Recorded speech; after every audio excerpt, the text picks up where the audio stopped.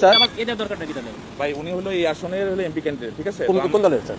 Jamaat Islami. Jamaat Islami. Viral হয়েছে আমরা সেনা ক্যান্টনমেন্টে ঢোকার সময় এই যে ভিডিওটা, এটার জন্য এটা আজকের আসলে না, এই ভিডিওটা গত মাসের 6 তারিখে, তার মানে প্রায় 1 মাস আগে। তো বিপুল সংখ্যক সামরিক বাহিনীর সদস্য অতীতে ডেপ্লয় হয়, আমার জানা মতে হয়নি। যা কিছু করতে হয় সশস্ত্র বাহিনী করবে, বসে থাকা যাবে না, যে গাড়ি নাই ইয়া নাই আমি পেট্রোল করবো না, এগুলো যেন না হয় প্লিজ। এই পিস্তলগুলো সাধারণত কোথেকে আসে? আপনাদের চাকরি এক্সপিরিয়েন্স আপনারা তো অপারেশন করেন, আপনি এই জার্মানি এই টাইপের পিস্তলগুলো এগুলো আসে কোথেকে? আমরা ছোটবেলা থেকে 5 স্টার পিস্তল দেখছি, বা যদি আমরা গতকালকে জামায়াত নেতা খালিদুজ্জামান তিনি যে ক্যান্টনমেন্টে বন্দুক নিয়ে ঢুকতে চেয়েছিলেন সেটাতে বাধা দিয়েছে সেনাবাহিনী, এবং সেনাবাহিনীর সাথে তাদের একটা বাকবিতণ্ডা হয়েছে। প্রিয় দর্শক, এবার এই বিষয় নিয়ে মুখ খুলেছে সেই জামায়াত প্রার্থী এবং তিনি বেশ চাঞ্চল্যকর তথ্য দিয়েছেন। ভিডিওটা কবের, কেনই বা সেনাবাহিনীর সাথে তাদের সেই বাকবিতণ্ডা হচ্ছিল এবং সেই ভিডিওটা কেন এখন ছাড়া হলো, আপলোড করা হলো এখন, সেটা সামাজিক যোগাযোগ মাধ্যমে ভাইরাল হয়ে গেল। সেই ভিডিওটা নিয়ে তিনি গতকালকে একটা বক্তব্য দিয়েছেন। প্রিয় দর্শক, এদিকে সেনাপ্রধান জেনারেল ওয়াকারুজ্জামান তিনি কিন্তু বলেছেন যে আগামী নির্বাচনে যত সংখ্যক সেনা সদস্য লাগুক, অস্ত্র লাগুক, গাড়ি লাগুক, যেটাই লাগুক আমি দিতে রাজি আছি, কিন্তু নির্বাচন সুষ্ঠু অবাধ হতে হবে। নির্বাচনে কোনো রকম যেন কোনো দুর্বলতা দেখা না যায়। চলেন এই বিষয় নিয়ে কিছু গুরুত্বপূর্ণ ভিডিও ফুটেজ আপনাদের সাথে শেয়ার করব এবং বিশ্লেষকরা কি বলছে এটা নিয়ে আমরা ভিডিও স্ক্রিনে দেখে আসি। আজকে একটা ভিডিও আমার ভাইরাল হয়েছে আমরা সেনা ক্যান্টনমেন্টে ঢোকার সময়, এই যে ভিডিওটা, এটার জন্য এটা আজকের আসলে না, এই ভিডিওটা গত মাসের 6 তারিখে, তার মানে প্রায় 1 মাস আগে। আমাদের হাদি ভাইয়ের মৃত্যুর কয়েকদিন পরে আপনারা দেখেছেন যে সব ক্যান্ডিডেটরা তারা সিকিউরিটি পারপাস তাদের গান ম্যান নিয়েছিল, তাদের সিকিউরিটি পারপাস লোক নিয়েছিল, আমরা সেই জন্যই নিয়েছি। কিন্তু সেখানে ঢোকার সময় আমাকে যখন বলা হলো এই কারণে, এবং হাদি ভাইয়ের মৃত্যুর অল্প দিনের পরেই যেহেতু ঘটনা ছিল, আমরা যারা তার ট্রিটমেন্ট এবং আনুষঙ্গিক তার সঙ্গে অ্যাটাচ ছিলাম, তার মতের সঙ্গে অ্যাটাচ ছিলাম, তার যে আদর্শ ছিল সেই আদর্শ যে আজাদি, এদেশে মানুষের অধিকার আদায় হবে, এদেশের মানুষ স্বাধীনভাবে কথা বলতে পারবে, সে ভিন্ন মতের হতে পারে কিন্তু তাকে দমন নিপীড়ন করা হবে না, সেই ভিত্তিতে আমরা কিছুটা শক ছিলাম। যখন আমাদেরকে এ পার থেকে ও পারে চলে যেতে হবে, এক পাশ থেকে আমরা ভাষণ থেকে দিকে যাব, তখন আমাদেরকে বলা হলো, এবং তখন হয়তো আমি সেটা যে আচরণটা করেছি সেটা ঠিক করে নাই, এবং তখনই আমরা আমাদের দলীয় পর্যায়ের ঊর্ধ্বতন পর্যায়ে এবং আমি নিজে যেও সেখানে দুঃখ প্রকাশ করে এসেছি। ঊর্ধ্বতন যারা কর্মকর্তা আছে তাদের সঙ্গে আমি নিজে দুঃখ প্রকাশ করেছি এবং আমাদের নেতৃবৃন্দ ঊর্ধ্বতন যারা কর্মকর্তা আছে তাদের সঙ্গে একটা আন্ডারস্ট্যান্ডিং করে এন্ড এটা সলভ ইস্যু।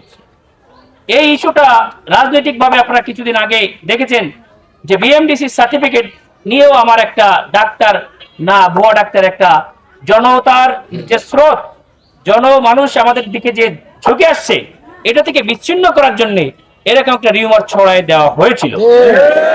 আল্লাহর অশেষ মেহেরবানিতে মানুষ সেটা সম্পর্কে ভালোভাবে জানতে পেরেছে, আমরা রোগীর সঙ্গে কেমন ব্যবহার করি সেটাও জানতে পেরেছি।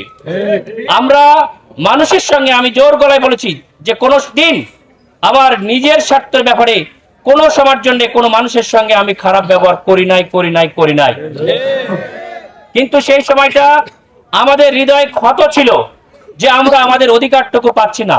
সেই কারণে আমরা যেহেতু, তারপরও সেনাবাহিনী হচ্ছে দেশের সম্পদ, আমাদের সার্বভৌমত্বের প্রতীক এবং প্রহরী, তাদেরকে নিয়েই আমাদের দেশ।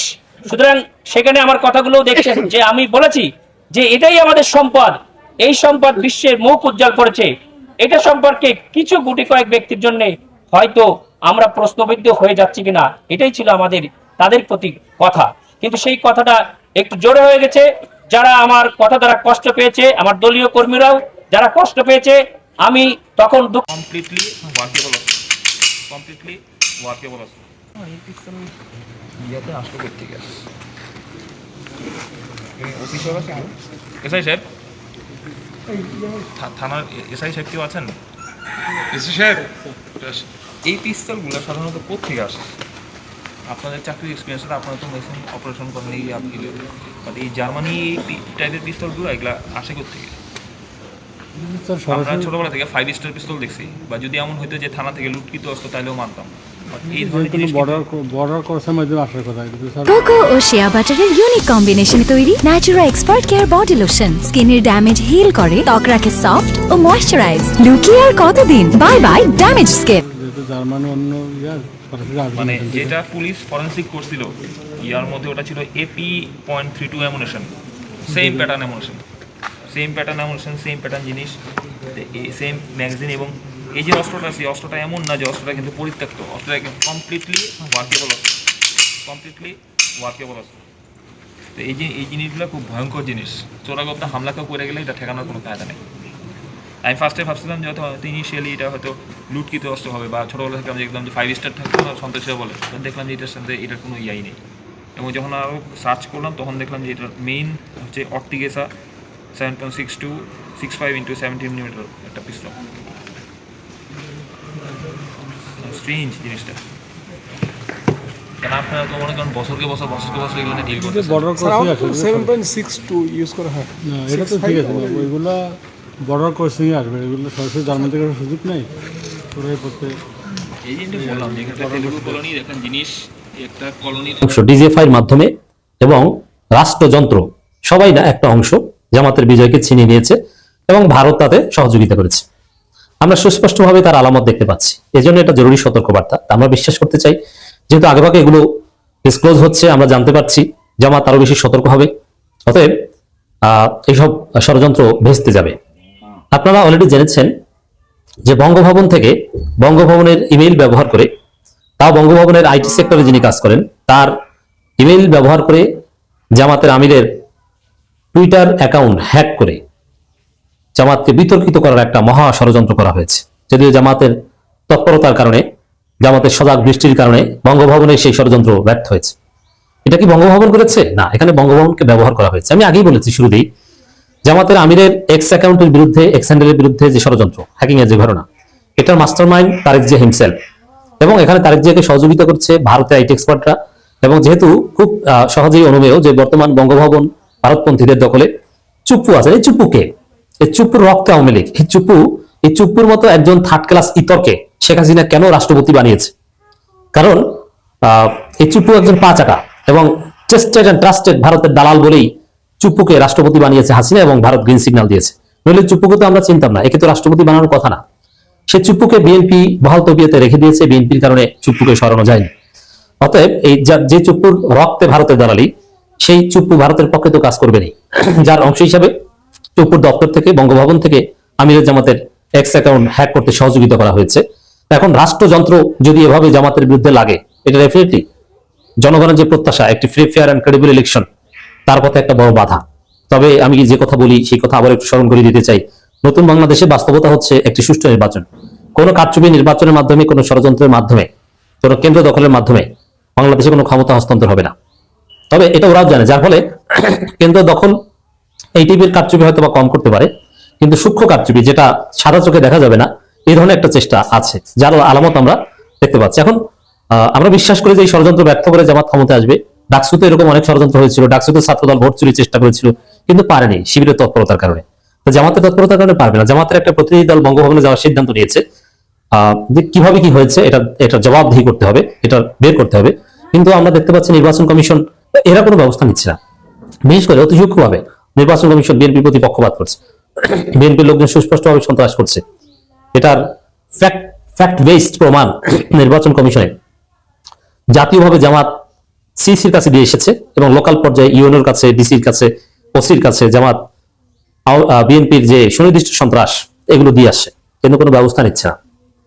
তো এভাবে জামাতকে হারানোর, জামাতকে পরাজিত করার মহা ষড়যন্ত্র চলছে। এগুলো বঙ্গভবন। এরপর আসেন সেনাবাহিনীর একাংশ।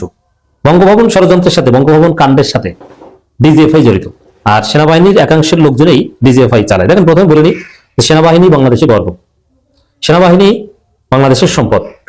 সে বাহিনী হিসেবে সেনাবাহিনী অলওয়েজ পেশাদার, তাদের প্রতি আমাদের শ্রদ্ধা। কিন্তু সেনাবাহিনীর একটা অংশ যে কি আকাম করেছে, এটা তো গত 15 বছরে আপনারা সবাই দেখেছেন কত নিচে নামতে পারে। মানবাধিকার লঙ্ঘন, যে সেনাবাহিনীর হাতে সবসময় মানবাধিকার নিরাপদ, সেই সেনাবাহিনী সবচেয়ে ভয়ানক অপরাধগুলো করেছে। গুমের চাইতে পৃথিবীতে ভয়ানক কোনো অপরাধ নেই। হত্যা করা তো ইনস্ট্যান্ট ঘটনা, মেরেছে শেষ, কিন্তু আটকে রাখা, জীবিত না মৃত্যু, কনসেন্ট্রেশন ক্যাম্প এবং আয়নাঘর, কি ভয়ানক, কি বিভৎসতা। এই কাজটা কিন্তু সেনাবাহিনীর সদস্যদের তত্ত্বাবধানে হয়েছে। এমনকি ক্যান্টনমেন্টের ভিতরে ডিজিএফআই হেডকোয়ার্টার বিভিন্ন জায়গায় আয়নাঘর ছিল, এবং ডিজিএফআই কচুকাত এটা কোথায়? ক্যান্টনমেন্টের ভিতরে। অতএব সেনাবাহিনীর একাংশ তারা নানান অঘটন ঘটাচ্ছে, এবং তারা যেহেতু ভারতের দালাল, ভারতপন্থী সেনাবাহিনীর অফিসাররা জামাতকে পরাজিত করতে মহা ষড়যন্ত্র করছে। এই ষড়যন্ত্রের একটা বিষয় মিডিয়া এসেছে, আপনারা দেখেছেন যে তারেক রহমান যে আসনে নির্বাচনে প্রতিদ্বন্দ্বিতা করছে, ওই আসনে জামাত ইসলামী মনোনীত সংসদ সদস্য প্রার্থী, জনপ্রিয় ব্যক্তি জনাব ডাক্তার এস.এম. খালেদুজ্জামান, তার একটা ভিডিও নিয়ে তোলপাড়। যমুনা টেলিভিশন শিরোনাম করেছে, ক্যান্টনমেন্টে গানম্যান নিয়ে ঢাকা 17 জামাত প্রার্থী অতপর যা হলো। এখানে সেনাবাহিনীর সদস্যদের সাথে এস.এম. খালেদুজ্জামানের যে বাগবিতণ্ডা, এটা নিয়ে কথাবার্তা হচ্ছিল। দেখেন এখানে কি কথা হয়েছে, ডাক্তার খালেদুজ্জামান কতটুকু ঠিক কথা বলেছেন বা বলেন নাই, দ্যাটস ডিফারেন্ট। এটা কোনো আলোচ্য বিষয় না। ডাক্তার খালেদুজ্জামানের প্রশ্নগুলো ভ্যালিড, মৌলিক প্রশ্ন ভ্যালিড, যে তারেক রহমানকে আপনার চাটেন, আপনার দেশকে ধ্বংসের দিকে নিয়ে যাচ্ছেন। আপনি এখানেও কিন্তু স্পষ্ট করেছে সেনাবাহিনীর একটা অংশ, সবাইকে কিন্তু বলেনি, সেনাপ্রধান প্রশংসা করেছে। তারেক রহমানের ক্ষেত্রে সব প্রোটোকল নিরাপত্তা দেওয়া হয়, কিন্তু আমার গানম্যান নিয়ে এখানে পার হতে দেওয়া হবে না কেন? এটা ছিল প্রশ্ন। এখন প্রশ্ন করতে যে নানান প্রশ্ন অবতারণা হয়েছে, সেটা ঠিক না বেঠিক এটা ভিন্ন কথা। কিন্তু আমার কথা হচ্ছে, এই ভিডিও কে ফাঁস করলো? এই ভিডিও সেনাবাহিনীর নিজস্ব বডি ক্যামেরার মাধ্যমে ধারণকৃত। এটা এই কনভারসেশনের মধ্যে আছে, যেটা আমরা এস.এম. খালেদুজ্জামানের ফেসবুক পোস্ট থেকে জানতে পেরেছি। এই যে ঘটনা, এটা রিসেন্ট না, এটা কমপক্ষে 1 মাস আগের হয়তো। এই পুরনো ভিডিও এখন সামনে এনে, নির্বাচনের আগ মুহূর্তে সামনে এনে এটা নিয়ে তোলপাড় সৃষ্টি করা হচ্ছে, এবং বিএনপির লোকজন খালেদুজ্জামানের চরিত্র হননে নেমেছে, যে তিনি পরিচয় দেন তারেক রহমানের প্রতিদ্বন্দ্বী, এটাই তার পরিচয়। খালেদুজ্জামান কতটুকু স্মার্টলি ডিল করেছেন কি করেন নাই, দ্যাটস ডিফারেন্ট। বাট এই ভিডিও ফাঁস হলো কিভাবে? এই ভিডিও সেনাবাহিনীর ভিতরে থাকা ভারতপন্থী অংশ মিডিয়ার হাতে তুলে দিয়েছে, বিএনপির হাতে তুলে দিয়েছে। প্রথমে বিএনপি তাদের অফিসিয়াল ফেসবুক পেজ থেকে প্রচার করেছে, তারপরে যমুনা টেলিভিশন থেকে শুরু করে সব মিডিয়া এটা নিয়ে রিপোর্ট করছে। এর মানে সেনাবাহিনীর একটা অংশ তারেক রহমানকে জেতাতে, জামাত প্রার্থীকে বিতর্কিত করতে ভূমিকা রাখছে। গোপন ভিডিও যেটা সেনাবাহিনীর কাছে সিক্রেটলি থাকার কথা, এটা তারা বাজারে ছেড়ে দিচ্ছে।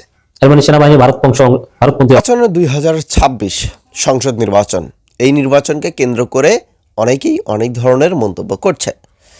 এখন এই নির্বাচনে সেনাবাহিনীকে কেউ ভরসা করছে, আবার কেউ করছে না। প্রিয় দর্শক, আপনাদের কাছে থেকে মন্তব্যগুলো আমরা জানতে চাই, দেখতে চাই যে আপনারা আসলে সেনাবাহিনীর পক্ষে আছেন না বিপক্ষে আছেন, কোন দলের সাপোর্ট করছেন, বিএনপি নাকি জামাত, কারা আসতে পারে। এবং সর্বশেষ এগুলো একটা কথা, জামায়াত প্রার্থী যেই ব্যবহারটুকু করেছেন, এবং সেনাবাহিনী কিন্তু অকথ্য ভাষায় গালিগালাজ করেছেন সেনাবাহিনীকে, এইটা করা উচিত হয়েছে কিনা। আমরা কিন্তু সেনাবাহিনীকে সম্মান করি, আবার অনেকেই আছি যে তাদেরকে গালিও দেই, কারণ তাদের দোষও আছে। তো সর্বসাকুল্যে মানে এখানে ভুল কার এবং দোষ কার, এবং সামনে যে অবস্থা দাঁড়াচ্ছে তাতে সেনাবাহিনীর কী ভূমিকা থাকতে পারে, এই বিষয় নিয়ে আপনাদের মন্তব্য লিখবেন কমেন্ট বক্সে। ধন্যবাদ সকলকে, দেখা হচ্ছে পরবর্তী নতুন কোনো ভিডিওতে।